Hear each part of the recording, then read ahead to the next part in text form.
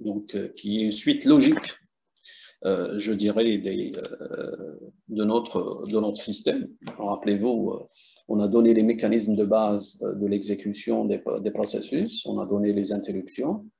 Ensuite, on a montré comment s'exécute un processus avec le mécanisme de commutation de contexte. Et on sait que chaque processus occupe de l'espace mémoire. C'est pour ça qu'on a vu la gestion de l'espace mémoire, et particulièrement le mémoire virtuel.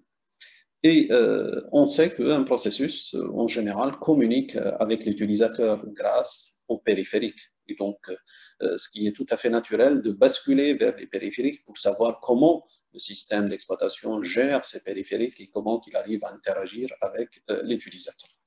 D'où ce chapitre actuel qui est la gestion des périphériques. Alors, c'est quoi la définition d'un périphérique? Donc, c'est ce qu'on a toujours fait. On a défini le processeur avec ses composants, on a défini la mémoire. Maintenant, on est obligé de définir les périphériques. Et donc, un périphérique, une définition générale et globale, ça consiste à dire que tout organe capable de transférer de l'information de la mémoire vers l'extérieur ou bien inversement. Ça veut dire quoi? Ça veut dire, à partir de ce périphérique, vous pouvez injecter de l'information vers la mémoire ou bien vous pouvez récupérer de l'information de la mémoire vers l'extérieur. Et donc ça, c'est une définition globale d'un périphérique. Alors, quelles sont maintenant les caractéristiques des périphériques? Là, le système d'exploitation, il a une autre manière de voir les choses. Pourquoi? À cause des caractéristiques des périphériques. Donc, on a vu, par exemple, dans la gestion du processeur, vous avez un seul processeur et vous avez plusieurs processus, mais tous les processus, ils ont la même structure. Donc, vous avez un PCB et vous avez le code, etc.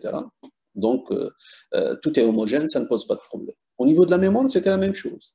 Donc, on a uniformisé, il y avait des espaces mémoire. Ces espaces mémoire sont constitués en blocs, qui sont les pages.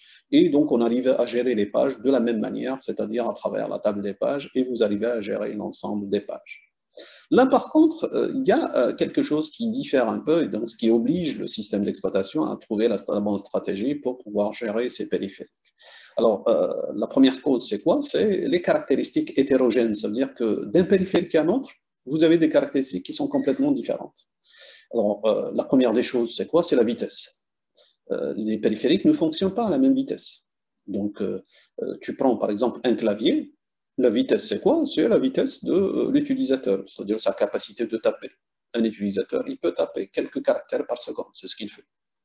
Tu peux avoir par exemple une imprimante, soit une imprimante classique matricielle, elle peut imprimer un certain nombre de lignes par seconde. Tu peux avoir une imprimante un peu plus évoluée, une imprimante à laser par exemple, qui, elle va imprimer quelques pages par minute. Donc en général, vous avez 4 pages minute jusqu'à 16 pages par minute.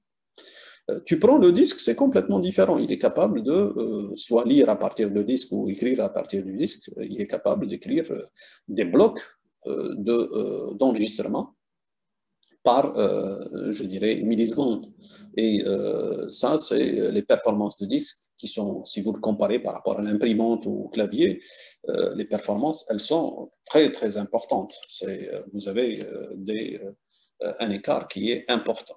Et donc, vous voyez maintenant que la vitesse de transfert, puisqu'on a défini le périphérique, c'est sa capacité de transfert. Cette capacité, elle se mesure par déjà la vitesse. La vitesse, elle est variable, elle n'est pas la même. Tout dépend du périphérique. Et donc, il va falloir s'adapter à cette situation pour synchroniser entre le processus et le périphérique. La deuxième, je dirais, caractéristique qui est différente, c'est l'unité de transfert. Comme je l'ai dit, par exemple, pour le clavier, l'unité de transfert, c'est un caractère. Ça veut dire qu'on envoie un caractère à la fois. Donc, on ne peut pas envoyer plus. Si tu prends, par exemple, une imprimante simple, tu peux envoyer toute une ligne que tu arrives à imprimer. Dans d'autres, tu peux envoyer des pages que tu peux imprimer. Par contre, sur le disque, ce que tu as un bloc que tu peux envoyer. En général, la taille du bloc, c'est 512 octets ou bien 2024 octets, donc à la fois. Et ça, c'est une deuxième caractéristique qui fait que les périphériques sont différents. Et Autre chose aussi qui montre que les périphériques sont différents, c'est un peu la représentation des données. Donc la représentation des données n'est pas la même. Donc prenez par exemple le clavier. Vous voulez faire entrer une information, vous tapez sur une touche. Donc quand vous voyez sur votre clavier, c'est écrit par exemple A ou écrit Z, etc. Quand vous tapez dessus, ça ne veut pas dire que vous avez tapé A. Donc, quand vous tapez, physiquement, ce qui se passe, c'est un signal qui est envoyé vers l'unité centrale. C'est ça ce qui se passe. C'est-à-dire une logique câblée avec un circuit qui, lui, va envoyer ce signal pour dire il y a ce signal qui arrive du clavier. Et bien entendu, chaque touche du clavier, elle a un code, ce qu'on appelle dans l'architecture, c'est le code de balayage, ou bien ce qu'on appelle le scan code. Donc, ce code-là, qui est analysé par la CPU, et il peut savoir ce code correspond à quoi. La preuve, pour voir cette situation, vous avez tous maintenant des machines qui fonctionnent avec un contexte multilingue, c'est que tu peux utiliser par exemple le latin comme tu peux utiliser l'arabe. Donc, en général, quand tu tapes sur la touche si tu es dans le contexte latin, ça veut dire A par exemple, comme tu peux utiliser le contexte arabe et là, ça te donne Sin ou la Sad, etc. Tout dépend de la configuration de la table. Et donc, automatiquement, le caractère, ce n'est pas un caractère, c'est à vrai dire un signal qui est envoyé. La même chose, c'est quand tu imprimes à l'écran. Quand tu imprimes à l'écran, à vrai dire, c'est le système, qu'est-ce qu'il fait? Il te dessine, à vrai dire, le caractère, c'est ce qu'il fait. Donc, vous entendez parler au niveau d'un écran, souvent il y a cette notion qu'on appelle la résolution. La résolution, c'est quoi? C'est le nombre de points qui constituent la surface de votre écran. C'est ce que vous connaissez tous, c'est les pixels. Les pixels, c'est quoi? C'est le point qui est représenté au niveau de votre écran. Et en général, pour vous dessiner les caractères, le système, qu'est-ce qu'il fait? Il suffit d'allumer ou d'éteindre un pixel. Donc, quand il y a des pixels qui sont allumés, ça vous donne une certaine forme. Et donc, vous lisez, ça, c'est le caractère A, par exemple, le caractère C, etc. Donc, cette représentation, elle est différente. Si je bascule vers le disque, c'est complètement différent. Le disque, il est magnétique. Ça veut dire quoi? Ça veut dire que ton caractère est représenté par un champ magnétique. Et du coup, cette représentation d'un périphérique à un autre, elle change complètement. Et du coup, ça montre encore que les périphériques sont différents. Un dernier point aussi de différence concernant les périphériques.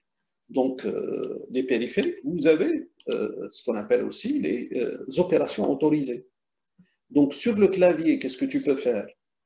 Tu ne peux que lire. Donc, tu vas lire des caractères. Par contre, si tu prends l'opération écrire sur le clavier, ça n'a pas de sens. Pourquoi? Parce que le périphérique ne permet pas ce genre de choses.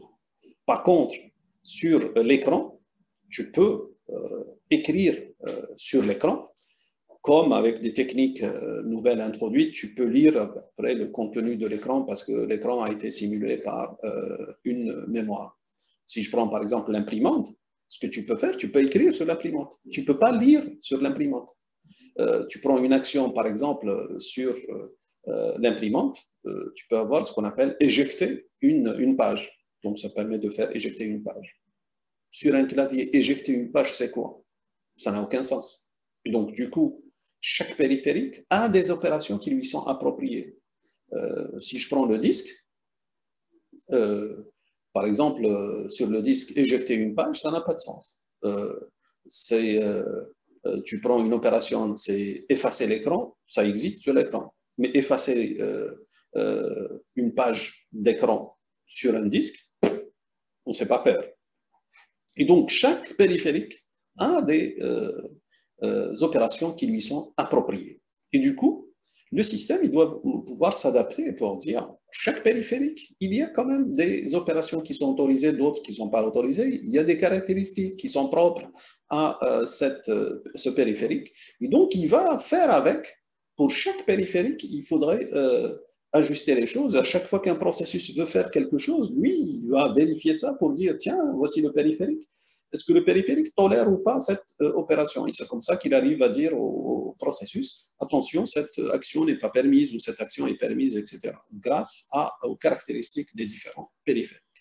Donc, on résume que les périphériques sont hétérogènes. Donc, on a montré que, effectivement, les périphériques sont hétérogènes et donc le système de gestion des périphériques, il est un peu différent du système de gestion du processeur, du système de gestion de la mémoire.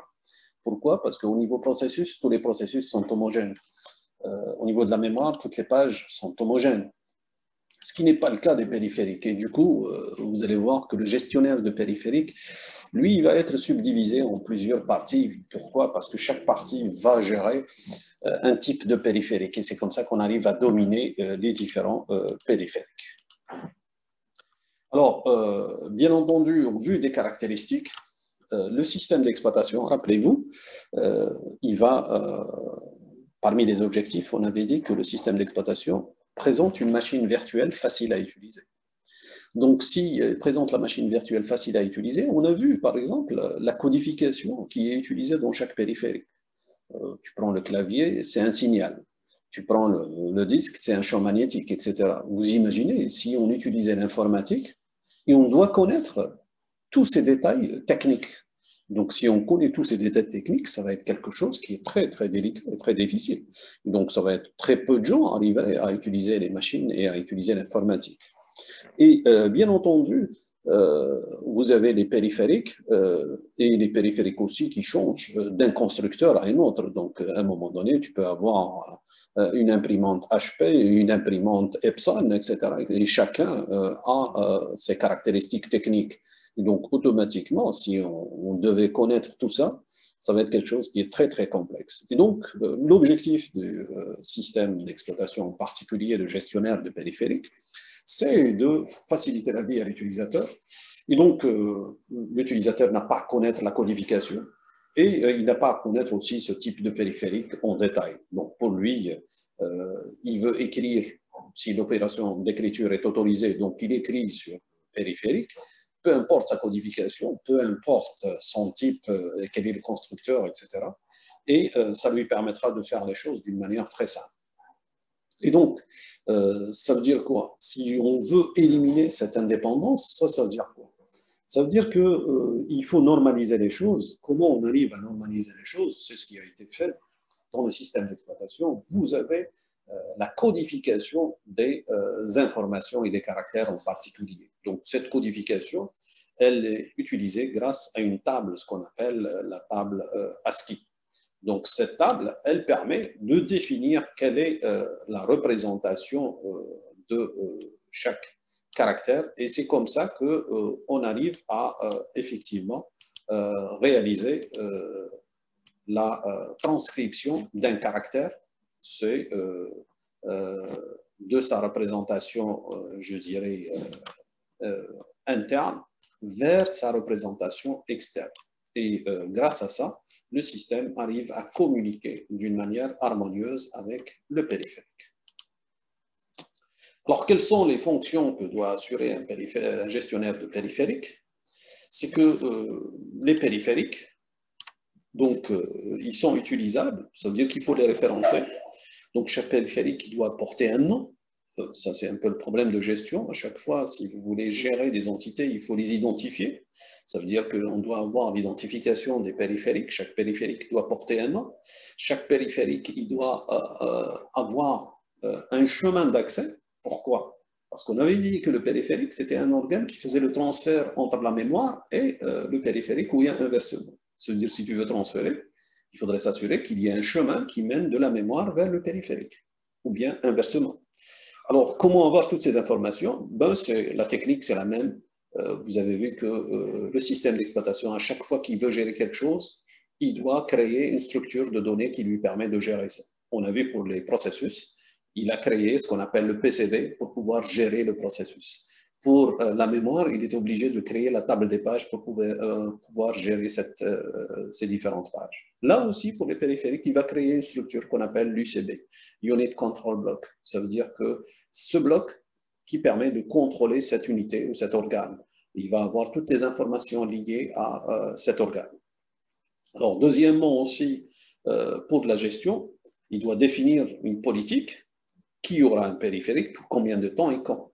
C'est-à-dire qu'à un moment donné, le périphérique est considéré comme une ressource. Et donc lui, il doit assurer la politique d'allocation de cette ressource pour dire qui va avoir cette ressource, à quel moment, pour combien de temps.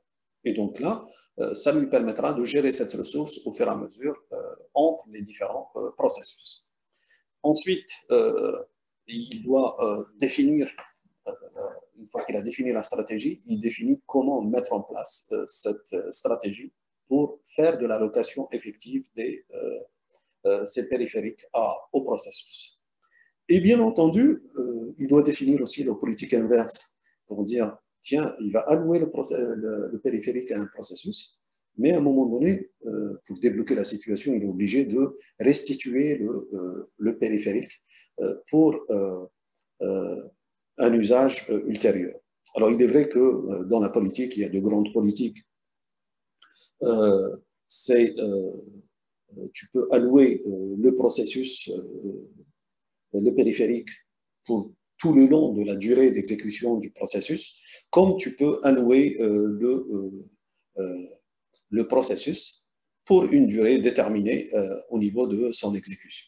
Et on verra par la suite qu'il y a aussi la nature de ces périphériques. Pourquoi? Parce qu'il y a des périphériques qu'on appelle des périphériques partagés et des périphériques qui ne sont pas partageables. Et donc là, naturellement, la politique s'impose d'elle-même. Quand tu as un périphérique qui n'est pas partageable, automatiquement, ça veut dire que quand tu l'alloues à un processus, aucun autre ne peut l'utiliser. Donc, ça devient comme une section critique.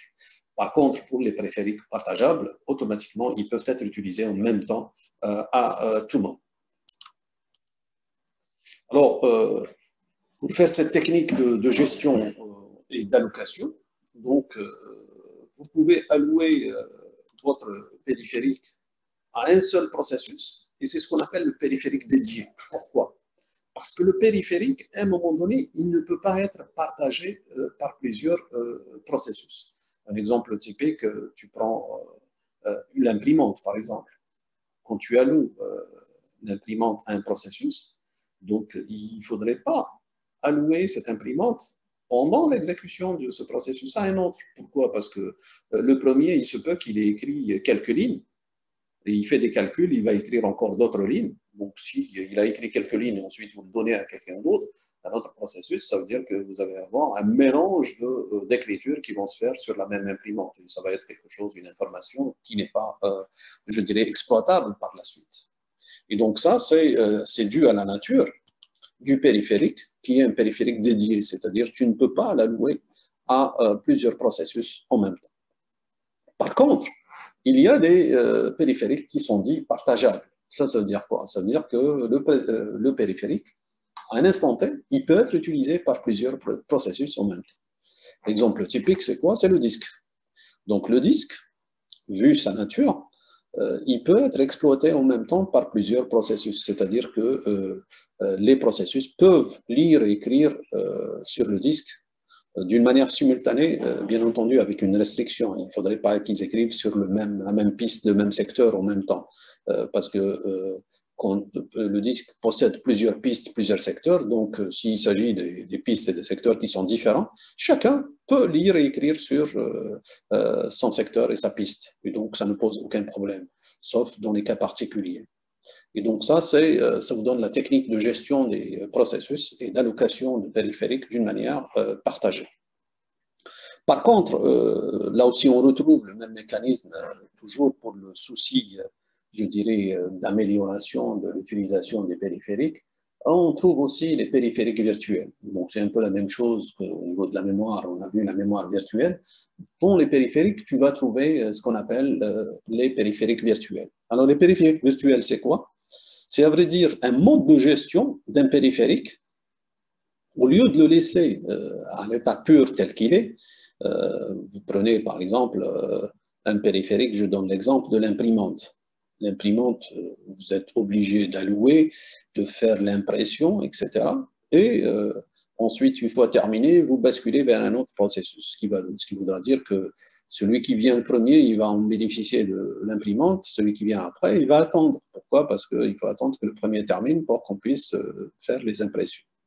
Donc l'idée, ça a été tout faite dans tous les systèmes et c'est applicable actuellement dans tous les systèmes modernes. C'est au lieu d'imprimer directement sur l'imprimante physique, ben, on va imprimer sur un espace disque qui est réservé à ça. Et là, on sait que l'unité de transfert de disque, elle est très rapide. Ça veut dire que l'impression, elle peut se faire d'une manière très rapide virtuellement. Et ensuite, le processus peut continuer son exécution. Par la suite, dès que l'imprimante se libère, automatiquement, on peut faire cette impression physique. Et c'est ce qui existe actuellement dans les systèmes modernes actuels grâce à cette technique de périphérique virtuel. Alors, le périphérique dédié, ça veut dire que ce périphérique qui est alloué tout le long de la durée de vie du job du processus. Exemple, c'est l'imprimante et tous les périphériques qui existaient auparavant, tels que la bande magnétique. Les périphériques partagés, c'est les périphériques particulièrement qui sont constitués de disques et de tambours, etc. Donc actuellement, ce qu'il y a beaucoup plus, c'est les disques qui existent au niveau des machines. Et donc, en général, ces disques sont caractérisés par cet acronyme, le DSD, qui veut dire Direct Access Storage Device. Et donc, c'est ce qu'on appelle le périphérique à accès direct, c'est-à-dire que chaque processus peut accéder à l'information sans attendre les autres. Donc, c'est ce qui est fait au niveau de ces disques. Plusieurs peuvent travailler en même temps d'une manière parallèle. Et le troisième, c'était l'idée, c'est quoi? C'est de pouvoir convertir un périphérique dédié. En général, quand un périphérique dédié, ça veut dire qu'il y a une lenteur, etc. Donc, pour accélérer les choses et faire le partage, on va l'utiliser en mode virtuel. Et donc, dans le mode virtuel, il sera partageable. Pourquoi? Parce qu'on va utiliser le disque. Comme on sait que le disque est partageable, donc le périphérique devient partageable, à vrai dire. Et c'est cette technique qui est utilisée, que vous connaissez certainement, vous avez déjà entendu parler, cette technique, ce qu'on appelle le spooling. Le spooling, c'est quoi? C'est les opérations sur le périphérique, c'est-à-dire sur l'imprimante qui se déroulent en parallèle pour plusieurs processus. Alors, concernant les périphériques, on peut aussi les caractériser par cette notion de stockage. Donc, tu peux avoir des périphériques qui peuvent être répartis en deux catégories essentielles. Donc, vous avez des unités ou des périphériques d'entrée ou bien de sortie, comme vous pouvez avoir des périphériques de stockage. Donc, les périphériques d'entrée ou de sortie, c'est un peu ce qui existe. Vous avez le clavier qui est un périphérique d'entrée. Tu peux avoir la souris aussi qui est un périphérique d'entrée. Tu peux avoir l'imprimante qui est un périphérique de sortie. Tu peux avoir l'écran aussi, périphérique de sortie, et ainsi de suite. Donc, tu as un ensemble de périphériques qui peuvent être considérés comme étant périphériques d'entrée ou de sortie. Ça veut dire quoi? Ça veut dire que, en réalité, ces périphériques ne gardent pas l'information. Donc, le deuxième type, c'est les périphériques de stockage. Les périphériques de stockage, c'est quoi? C'est des périphériques qui permettent de stocker l'information. Et quand je dis stocker l'information, avec une définition assez précise, ça veut dire que vous mettez l'information sur le périphérique, même quand vous allez éteindre votre ordinateur, une fois que vous allez le rallumer, vous pouvez toujours trouver votre information et la récupérer. Et c'est pour ça qu'on les appelle les périphériques de stockage. Tu prends par exemple le clavier, ce n'est pas un périphérique de stockage, même s'il y a des signaux qui sont envoyés, qui sont gardés ici et là, il suffit de juste éteindre la machine, ces signaux sont perdus. Tu prends la même chose que l'écran. L'écran, on peut toujours avoir de l'information qui est dans la RAM vidéo. Parce que maintenant, tous les écrans sont dotés d'une RAM particulière qu'on appelle la RAM vidéo.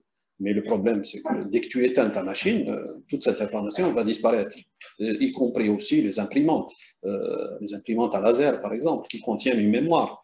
Et dès que tu éteins, automatiquement, l'information disparaît. Par contre, si tu prends le flash disk, le disque, la disquette, la bande magnétique et autres, c'est périphérique. Quand tu mets de l'information, même quand tu éteins ta machine, une fois que tu rallumes ta machine, tu pourras toujours retrouver ton information et tu pourras l'utiliser. Et c'est pour ça qu'on a classé les périphériques en deux grandes catégories, les périphériques d'entrée-sortie ou bien les périphériques de stockage.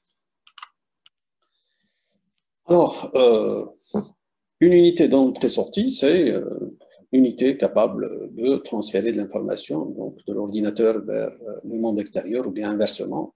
Et donc, on a tous les périphériques que vous connaissez actuellement, clavier, souris, imprimante, écran, etc. L'unité de stockage, c'est celle qui stocke de l'information. Alors, au niveau des unités de stockage aussi, on peut les caractériser par le temps d'accès à cette information. Alors, ce temps d'accès à l'information, il est modélisé par ce qu'on appelle le paramètre TIJ. Donc, le TIJ, c'est quoi? C'est qu'à un moment donné, vous êtes à l'information I et vous voulez accéder à l'information J. Alors, naturellement, tout dépend de la position de I et de J. Donc, l'exemple le plus simple, prenez par exemple la bande magnétique. C'est l'équivalent qui existe récemment, qui a disparu maintenant, c'était, si vous vous rappelez, des cassettes audio. Les cassettes audio, c'est quoi? C'était un moyen pour enregistrer, par exemple, de la musique ou des chansons et autres, etc. Donc, en général, quand vous voulez écouter les chansons, etc., vous commencez par le début, vous entendez la première partie, ensuite la deuxième partie, la troisième partie, etc. Ça veut dire que si je suis au début, j'ai envie d'écouter la dernière. Ça veut dire qu'il faut aller vers la dernière pour pouvoir écouter la dernière. Pourquoi? Parce que la nature physique de je dirais, dispositif ou périphérique, il est purement séquentiel, c'est-à-dire que vous êtes obligé de parcourir pour arriver à l'information. Par contre, pour le disque, vous pouvez accéder directement à l'information.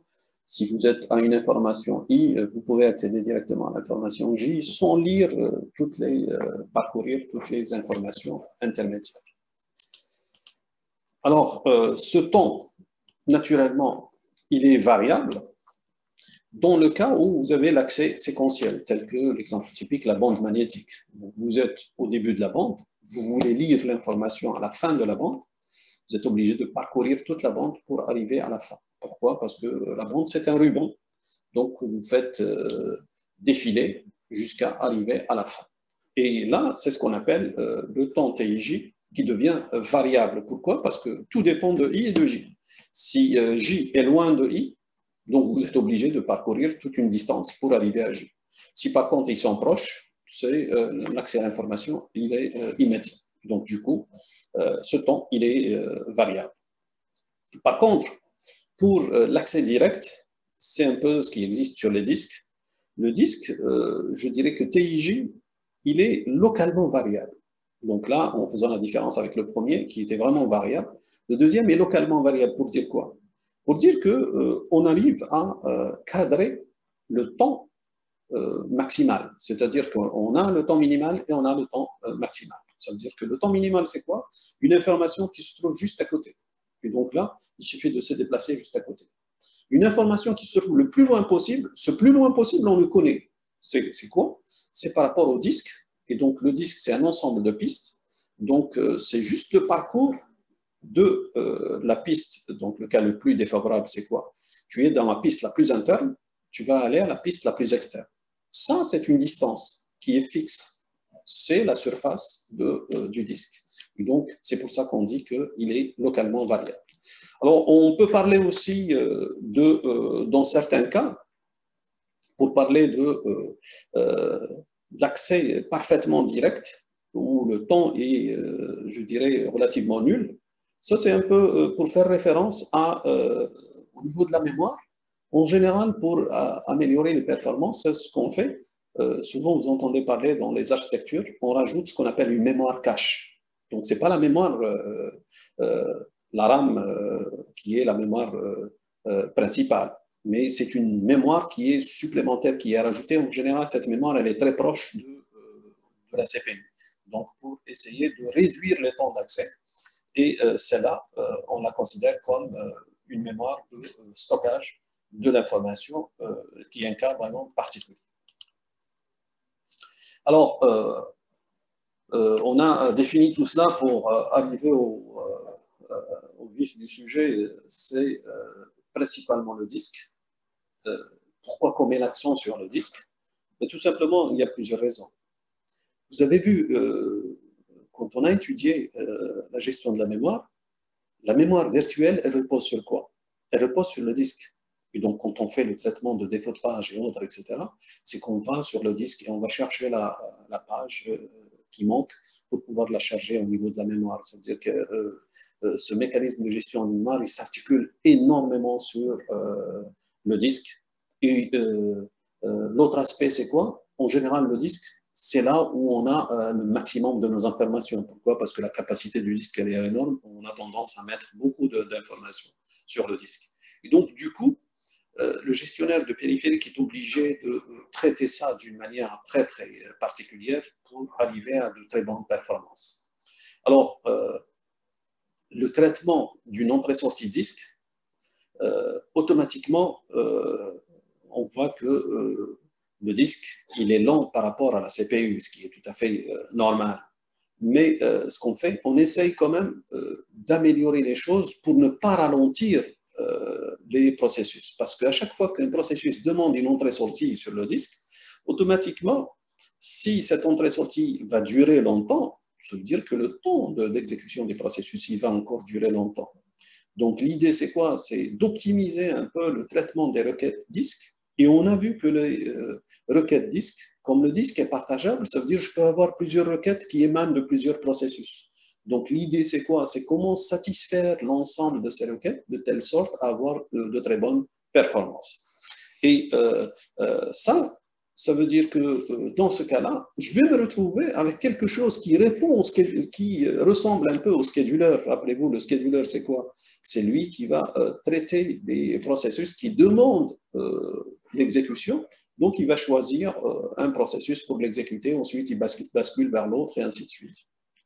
Alors, au niveau disque, on va avoir quelque chose qui est presque équivalent, sauf que on ne va pas subdiviser les requêtes. Les requêtes, elles sont fixes. Et donc, on va essayer de traiter les requêtes dans un ordre qui est optimal. Alors, vous avez le principe des processus. Et donc, vous avez des processus qui sont, à un moment donné, qui accèdent au disque. À chaque fois, ils demandent des entrées-sorties. Et donc, ces entrées-sorties doivent être satisfaites au niveau du disque. Donc, l'idée, c'est quoi? C'est que je me retrouve avec plusieurs requêtes. C'est comment optimiser la satisfaction de ces requêtes en un temps qui est minimal. Donc, tout le challenge réside dans ce fait. Alors, pour le disque, regardez ce qui se passe. En général, le disque, c'est quoi? C'est une surface, comme vous voyez ici. Vous pouvez la modéliser par un ensemble de cercles concentriques, c'est-à-dire que vous avez le premier cercle, le deuxième, le troisième, jusqu'au dernier cercle. Alors, comment se fait le transfert sur le disque? Vous avez toujours ce qu'on appelle une tête de lecture. Cette tête de lecture, elle arrive à balayer tout le disque. Comment elle balaye le disque? À vrai dire, elle peut balayer le disque en utilisant deux mouvements. Vous avez le disque en général, vous entendez parler le disque qui tourne, ça veut dire qu'il y a un mouvement de rotation. Et en même temps, combiné à un mouvement de la tête de disque qui est un mouvement de translation, c'est-à-dire la tête, elle peut se déplacer de l'extrémité jusqu'à la piste la plus interne, et inversement. Donc, ce qui se passe, elle a un mouvement de balayage entre les différentes pistes. Et c'est comme ça qu'on arrive à atteindre n'importe quelle position qui se trouve sur le disque. Alors, comment faire les choses? Ben, tout simplement, il y a des algorithmes qui ont été développés. Alors, pour gérer ce bras de disque, comment le faire déplacer? Parce que ça, c'est un déplacement mécanique. Et là, ce déplacement mécanique, il est plus long par rapport à la vitesse d'exécution du processeur. Donc l'idée, c'est quoi? C'est d'essayer de faire bouger le moins possible ce bras pour satisfaire toutes les requêtes. Alors, on a développé des algorithmes qui permettent de gérer justement ce bras de disque. Alors, comme la même chose, on a vu au niveau de l'exécution du programme, vous faites référence à des pages. Et donc, automatiquement, vous allez chercher la page et chercher l'information au niveau de la page. Ici, vous allez avoir référence à des pistes, c'est-à-dire les cercles dont on parle. Donc, vous allez chercher dans quelle piste se trouve l'information. Et à l'intérieur de la piste, bien entendu, il y a cette notion de secteur qui permet de l'atteindre. Et donc, du coup, l'idée, c'est comment optimiser justement la satisfaction de toutes les requêtes. Alors, on a plusieurs algorithmes, parmi lesquels vous avez l'algorithme qui revient FIFO, donc qui se trouve un peu dans toutes les stratégies. On l'a vu au niveau de la mémoire du processus, de la mémoire, et on le voit ici au niveau de la gestion des requêtes, c'est-à-dire FIFO dans le style first come, first serve, celui premier arrivé, premier servi, c'est un peu la même chose, c'est le FIFO. Ça veut dire quoi? Ça veut dire que j'ai des requêtes qui arrivent au niveau du disque, donc j'ai une file d'attente, à chaque fois, je vais satisfaire la première requête. Quand je termine, je passe à la deuxième requête et ainsi de suite. Et donc ça, c'est l'algorithme FIFO. Je peux avoir aussi un algorithme qu'on appelle le SSTF. SSTF, c'est quoi? C'est la requête qui est la plus proche de la tête de lecture, c'est elle que je vais la satisfaire. Ça, c'est pour comparer un peu à la gestion des processus. C'est un peu la stratégie qui est appelée SJF, Short Job First. Ça veut dire quoi? Ça veut dire que je vais favoriser les processus courts, je vais les exécuter en premier, ensuite j'exécute les processus qui sont longs. Et j'ai un troisième algorithme ici, ce que j'appelle l'algorithme de l'ascenseur, donc, ou bien de balayage. C'est inspiré un peu de l'ascenseur réel qui fait des navettes, c'est-à-dire à partir du rez-de-chaussée à l'étage le plus élevé et inversement. Donc, elle va faire un balayage aller-retour, donc ça permettra de transporter les gens soit en montant, soit en descendant. Donc, c'est un peu les mêmes stratégies qui ont été développées ici. Donc, on pourrait voir à travers des exemples. Donc, pour faire le lien avec la gestion de la mémoire, rappelez-vous, on avait la chaîne de référence. Ici, on va voir la chaîne ou la liste des requêtes. Chaque requête se trouve sur une piste. Et donc, automatiquement, on a la liste des pistes qui sont sollicitées. Bien entendu, la requête, elle est plus explicite, c'est numéro de piste, numéro de secteur. Et donc, pourquoi on met l'accent uniquement sur numéro de piste? Parce que ça permettra effectivement de voir le déplacement de la tête. Donc, la tête, elle va se déplacer sur la piste. Bien entendu, quand elle se déplace, soit que l'information, elle est juste en dessous, elle va la lire. Si l'information n'est pas en dessous, qu'est-ce qu'elle fait? Comme le disque est en train de tourner, dès que le tour, c'est-à-dire quand il y a la rotation, dès que l'information arrive, on va la capter. Et donc, c'est comme ça qu'on arrive à lire les informations. Et donc, ici, on se contente uniquement des numéros de piste. Alors ici, vous avez la tête de lecture. On suppose qu'elle est à la piste 53. Donc là, c'est pour ça qu'on démarre à partir de ce point-là. Alors, la première requête, c'est à 98. Ça veut dire quoi? Ça veut dire qu'on va déplacer la tête de lecture jusqu'à 98 et on va lire l'information. Ensuite, on va y aller jusqu'à 183, qui est la suivante. Et par la suite, on revient jusqu'à 37 et on fait ce va-et-vient entre les différentes requêtes jusqu'à satisfaire l'ensemble des requêtes. Alors ici, la performance, elle est mesurée par quoi? Elle est mesurée par la distance parcourue par la tête de lecture.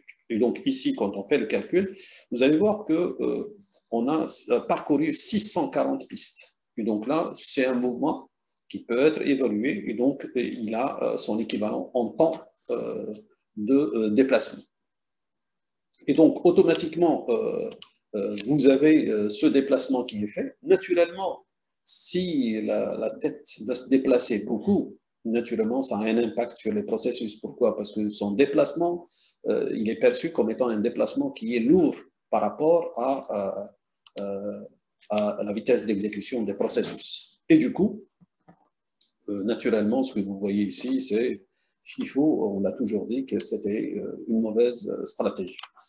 Alors, la deuxième stratégie, c'est quoi? C'est d'avoir la piste qui est la plus proche de la tête de lecture qui va être satisfaite en premier.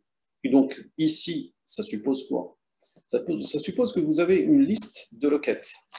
Et donc, cette liste de requêtes, vous êtes obligé, si vous voulez traiter ces requêtes avec ce principe, c'est de trier à chaque fois la liste, elle doit être triée.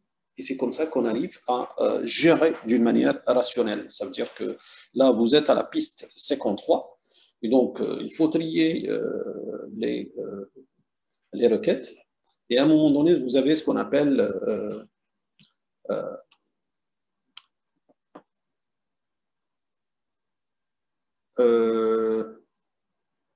donc, il y a une question qui m'est posée pour dire est-ce que la position initiale est toujours fixée? Non, la position, automatiquement, c'est ce qu'on appelle la gestion du disque. Au niveau de la gestion du disque, vous avez toujours un paramètre qui est la tête de lecture. Ça vous donne la position courante. Ça veut dire vous savez quelle est la position, le système sait à tout moment quelle est la position courante de la tête. Pourquoi? Parce que quand il satisfait une requête, ça veut dire qu'il se déplace vers cette piste, et automatiquement, s'il n'y a plus de requête, il reste à cette position. Et donc, cette position, elle est toujours sauvegardée, ce qui permettra de savoir quelle est la position courante de la tête de lecture, donc de la tête de lecture-écriture. Et donc, du coup, là, ce que j'ai donné à titre d'exemple.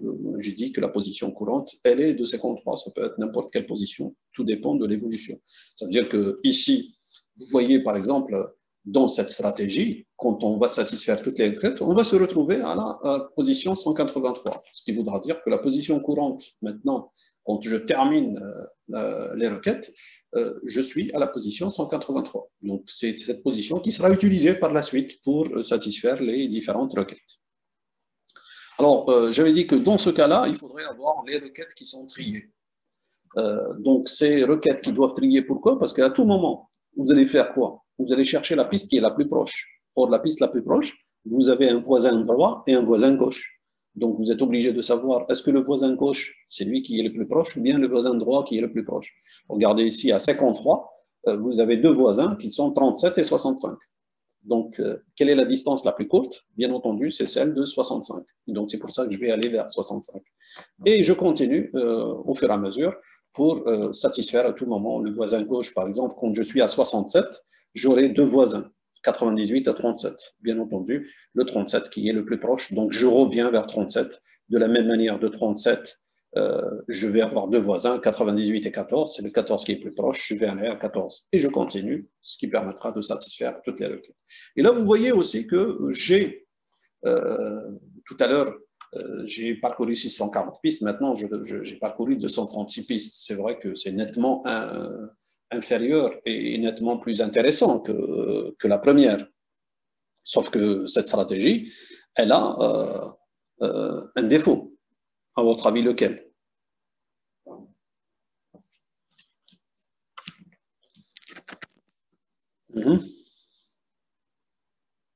Alors, cette stratégie, elle a un défaut qui est très simple. Et je pense que le défaut, on peut s'inspirer de la vie réelle. Donc, je vous donne la situation suivante. Vous êtes dans une supérette. Quelqu'un qui est venu avec un caddie qui est plein, chargé. Il y a quelqu'un d'autre qui est arrivé, il a acheté juste un produit. Alors, en général, il lui dit, ça ne vous gêne pas, je vais payer parce que j'ai juste un produit et je vais m'en aller. Le gars, il peut céder.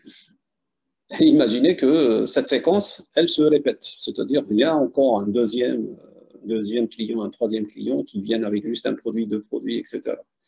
Donc, si je vais satisfaire les gens qui vont avoir juste un produit, deux produits, ça veut dire celui qui a fait ses courses pour la semaine avec un caddie complet, il risque d'attendre longtemps. Donc, ici, c'est le même principe. On a cette possibilité de ce qu'on appelle la famine. Ça veut dire que si vous avez des applications qui vont solliciter des informations qui sont proches de la tête de lecture, ça veut dire que celui qui a demandé une requête qui est loin de la tête de lecture, il risque d'attendre très longtemps. Et donc, ça, c'est cette stratégie, c'est pour ça qu'elle n'est pas adoptée, parce qu'il y a un risque, ce qu'on appelle le risque de famine, c'est-à-dire qu'il y a un processus avec sa requête qui risque d'attendre très longtemps pour satisfaire sa requête. Alors, la stratégie suivante,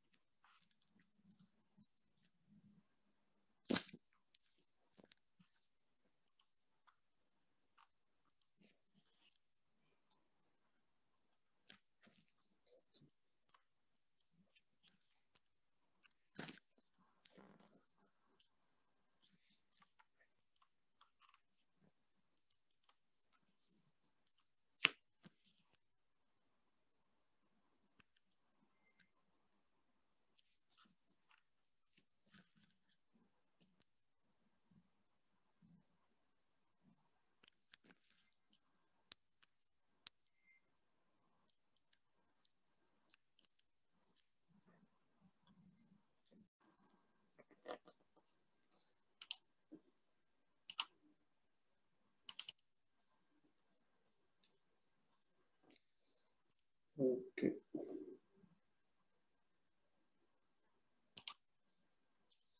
Alors, je dis que ça, cette stratégie, elle a le risque de famine. Donc, du coup, on bascule vers la nouvelle stratégie qui est la stratégie de l'ascenseur. Et donc, l'ascenseur, c'est de la même manière, ça fait un balayage dans les deux sens, c'est-à-dire que euh, l'ascenseur, elle a effectivement à tout moment la position courante. Donc, on a pris la même position tout à l'heure pour juste comparer les différents cas. Et ça va faire un balayage. Ça veut dire que vous avez ici deux choses. Vous avez la piste courante et vous avez ce qu'on appelle le sens de l'ascenseur, parce que c'est ce qui existe dans la pratique. À un moment donné, quand un ascenseur arrive, vous voyez l'indicateur ou l'affichage lumineux qui dit que, par exemple, l'ascenseur monte ou bien l'ascenseur descend. Là aussi, de la même manière, vous avez votre ascenseur, la tête de lecture, est-ce qu'elle est en train de monter ou bien de descendre? Donc ici, on prend par exemple que l'ascenseur est en train de monter. Ça veut dire quoi? Ça veut dire que je vais y aller jusqu'au bout, donc pour balayer les pistes. Et ensuite, je peux avoir ici, dans ce schéma-là, ça veut dire quoi? Ça veut dire que c'est un schéma, ce qu'on appelle l'ascenseur circulaire. Donc, c'est un ascenseur qui va jusqu'au bout, ensuite il revient au début et il fait le show. Comme je peux avoir aussi un ascenseur, je dirais, simple. Voici un ascenseur simple. Regardez ce qui se passe dans l'ascenseur. C'est je suis dans ce sens, par exemple, je parcours jusqu'à la dernière, mais regardez à la dernière, je vais jusqu'à zéro. Ça, c'est un peu le classique des ascenseurs qui font le balayage, c'est-à-dire qu'ils vont de bout en bout. Donc, il va du rez-de-chaussée jusqu'au dernier étage, ensuite du dernier étage au rez-de-chaussée. Donc, ça illustre cette technique de ce qu'on appelle de balayage. Donc, ça balaye quoi? Ça balaye toutes les pistes, c'est-à-dire de bout en bout. Et ça permettra effectivement de satisfaire un peu les requêtes. Ici, l'avantage, c'est quoi? C'est vous avez une requête. C'est vrai qu'il y a des requêtes qui peuvent arriver en dernier et qui peuvent être satisfaites les premiers. Ça, c'est dû au fait du balayage. Mais les requêtes qui arrivent après, automatiquement, on est sûr de les satisfaire juste après. Pourquoi? Par exemple, ici, vous avez des requêtes qui se trouvent au-delà de ces comptes 3. Donc, on va satisfaire toutes les requêtes qui viennent dans ce sens. Donc, même si je suis à 37, imaginez qu'une requête 20, elle va arriver juste après. Automatiquement, comme je suis de passage, je peux la prendre, je peux la satisfaire avec vous. Et ensuite, je peux revenir et donc satisfaire toutes les autres requêtes. Donc, moralité, toutes les requêtes, si elles ne sont pas satisfaites dans un sens de la tête de lecture, je suis sûr qu'elles seront satisfaites dans le sens inverse de la tête de lecture. Et donc ça donne une certaine équité pour satisfaire l'ensemble des requêtes. Alors, ce qui a été fait pour l'ascenseur, on peut améliorer les performances de l'ascenseur, par exemple. Ici, vous regardez, ici, je suis arrivé à 14, mais quand même, je suis parti jusqu'à 0. Alors que si on veut optimiser ça, donc je ne suis pas obligé d'aller jusqu'au bout. Donc, à la limite, dès que j'arrive à 14, je peux rebrousser chemin et continuer de l'autre. C'est ce qu'on appelle l'ascenseur avec regard. C'est-à-dire que l'ascenseur, elle est en train de voir les requêtes. Est-ce qu'il y a des requêtes après? Si elle voit qu'il n'y a pas de requête après, automatiquement, qu'est-ce qu'elle fait? Elle va revenir sur son chemin, donc ce qui permet d'optimiser cette requête. Alors, pour l'autre aspect, il y a eu aussi le développement de cet ascenseur, ce qu'on appelle l'ascenseur circulaire. Donc, regardez ce qui est fait. Par exemple, je vais dans un sens. Ensuite, juste après, il n'y a plus de requêtes. Donc, les requêtes des autres, elles sont là. Donc, automatiquement, ces points, ça veut dire quoi? Ça veut dire tout simplement, je vais revenir automatiquement jusque-là et satisfaire ces requêtes. Là, c'était pour beaucoup plus le principe d'équité, pour dire que là, même quand il y a des requêtes qui vont arriver ici, juste après, je ne vais pas les satisfaire. Donc, je vais revenir au point de départ. Sauf que cette technique, vous voyez que ce mouvement-là, c'est un mouvement qui est fait à blanc. Ça veut dire que vous déplacez la tête sans pourtant faire quoi que ce soit. Et donc, cette technique, elle n'est pas très favorable. Ce qui est favorable, c'est ce qu'on a vu tout à l'heure pour dire que l'ascenseur avec regard, c'est lui qui est intéressant et qui permet d'avoir, je dirais, les meilleures performance. Alors, un dernier point, c'est ce qu'on a vu, le périphérique virtuel, ça veut dire quoi? Ça veut dire je vais simuler le fonctionnement d'un périphérique, en général, qui est lent et qui n'est pas partageable, avec le disque. Pourquoi? Parce que le disque, il est partageable, et donc automatiquement, je peux faire les choses sous cette forme-là. Alors, pratiquement, comment je vais faire les choses? Je vais avoir des structures de données qui sont gérées par le système d'exploitation, et l'idée, c'est quoi? L'idée, c'est que à chaque fois je veux faire des lectures, par exemple, au lieu de lire sur le périphérique directement, ça veut dire que j'ai anticipé, je lis à partir du disque, ça veut dire que l'information se trouve au niveau du disque, et donc je vais lire à partir du disque. Ça suppose quoi? Ça suppose qu'il y a un travail préalable qui a été fait pour préparer les données. Les gens qui connaissent bien Unix, par exemple, vous avez vu, par exemple, Unix, il a l'interpréteur de commandes qui lit les commandes à partir du clavier. Mais si on prépare les choses à l'avance, il suffit d'écrire des scripts, puis d'écrire des fichiers, les remplir avec des commandes, on les stocke sur le disque, et à un moment donné, au lieu que l'interpréteur lise à partir du clavier, qu'est-ce qu'il fait? Il va lire directement à partir du disque. Et donc, à chaque fois qu'il lit à partir du disque, ça lui permettra d'avancer. Et comment il va faire cette synchronisation? Bien entendu, à chaque fois que la lecture sur disque se termine, vous avez ce qu'on appelle la fin d'entrée-sortie de la lecture. Et c'est comme ça que le processus sait qu'il y a la fin de cette lecture et donc il peut entamer le processus, donc libérer le processus pour aller plus vite. Et donc c'est comme ça que l'interpréteur de commande peut aller très vite au lieu d'attendre à chaque fois que l'utilisateur tape les commandes au clavier et qui termine pour pouvoir les interpréter et les exécuter. Donc, on prépare à l'avance ces commandes dans un fichier. Ensuite, il suffit de lui dire, tiens, tu lis, mais à partir d'un fichier. Et donc, automatiquement, ça simule le fonctionnement je dirais, du clavier en utilisant le disque. D'une manière aussi similaire, c'est ce qui se fait sur l'imprimante et c'est ce que vous avez actuellement sur vos machines. Donc, vous pouvez le voir de visu, que ça marche sous cette forme-là. Prenez par exemple l'exemple typique, prenez Word. Vous êtes en train de modifier un fichier et vous voulez l'imprimer. Donc, vous tapez sur le truc d'imprimante, essayez d'observer ce qui se passe en dessous dans la barre des tâches. Vous allez voir qu'il y a un petit dessin, une petite icône qui apparaît. Par exemple, votre fichier comporte 3 pages. Vous allez voir dérouler une petite icône, 1, 2, 3, pour dire que là, il est en train de préparer l'impression, il la met sur le disque. Dès qu'il termine, il vous dit c'est bon, vous pouvez continuer. Tu peux même changer ton fichier. Et ce que tu avais imprimé comme version antérieure, elle est déjà sur le disque et elle va être imprimée par la suite. Comment que les choses vont se faire? Donc, je vais mettre ça sur le disque. À partir du disque, je vais lancer l'imprimante. Ça, c'est un programme du système d'exploitation qu'on appelle le spooler. Et donc, qu'est-ce qu'il fait, lui? Il va voir, est-ce qu'il y a des impressions en attente sur le disque? Automatiquement, il voit l'état du périphérique, c'est-à-dire de l'imprimante. Si l'imprimante est libre, il va l'annoncer. Dès que l'imprimante termine, lui, il revient aussi à ce spool. Il va voir est-ce qu'il y a d'autres fichiers qui sont à imprimer. Automatiquement, il va relancer l'impression des fichiers qui sont en attente et c'est comme ça qu'il enchaîne d'une manière automatique. C'est-à-dire qu'à chaque fois qu'il y a une requête d'impression, je la mets sur le disque. Cette requête, elle est en attente. Ensuite, grâce au mécanisme d'interruption, à chaque fois le périphérique qu'il annonce la fin d'une opération d'impression, automatiquement, le spooler va relancer la prochaine impression qui est en attente au niveau du disque. Et ça permettra d'améliorer les performances, je dirais, des processus. Pourquoi? Parce qu'à chaque fois qu'un processus veut imprimer, le principe classique, c'est quoi? Dès qu'il demande une entrée-sortie, il est bloqué jusqu'à la fin d'entrée-sortie. Donc là, on ne va pas le bloquer longtemps. Pourquoi? Parce que l'impression sur disque, elle est rapide. Rappelez-vous que l'unité de transfert, elle est importante et la vitesse de transfert est importante. Et donc, automatiquement, le processus attend moins de temps et donc ce qui permet d'améliorer les performances de notre système d'exploitation. Donc, voici le spooling, comment il fonctionne, tel que je l'ai dit ici.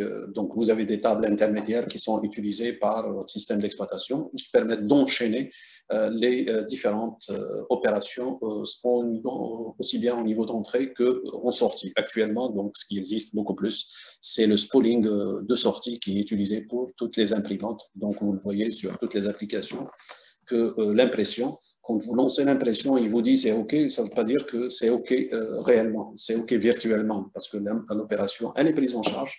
L'impression effective peut arriver après, et donc ce qui permettra de libérer votre processus pour avoir de meilleures performances en termes de temps de réponse. Donc ça, c'est ce qui termine ce chapitre de gestion des périphériques.